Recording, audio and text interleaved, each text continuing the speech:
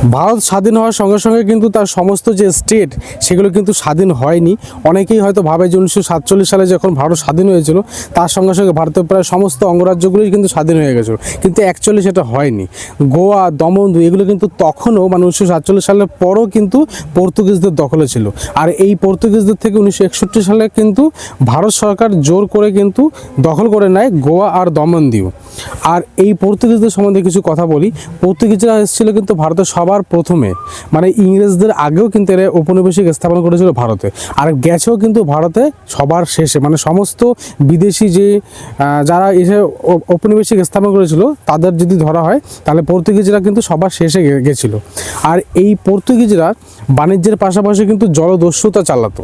আর শুধু তাই নয়, এই পর্তুগিজরা কিন্তু এই স্লেভ ট্রেডটা চালু করেছিল। মানে শিশুদের, মানে শিশু যারা কম বয়স, সেই বাচ্চা ছেলে কিংবা মেয়ে, এদের ক্রয় বিক্রয় করতো এই পর্তুগিজরা।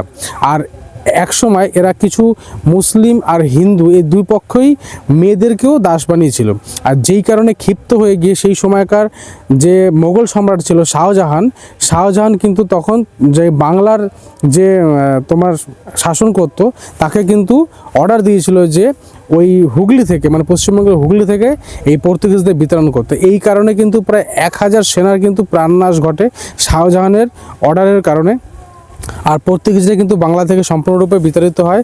আর 400 জন মতো কিন্তু পর্তুগিজের সেনাকে মানে প্রাইজনার অফ ওয়ার বানানো হয় পরবর্তীকালে। আর তাদের পরবর্তীকালে থ্রেট দেওয়া হয় যে তারা যদি মুসলিম ধর্ম গ্রহণ করে তাহলে তো ঠিক আছে, আর না হলে তোমাদের কিন্তু প্রাইজনার অফ ওয়ার বানিয়ে নেওয়া হবে।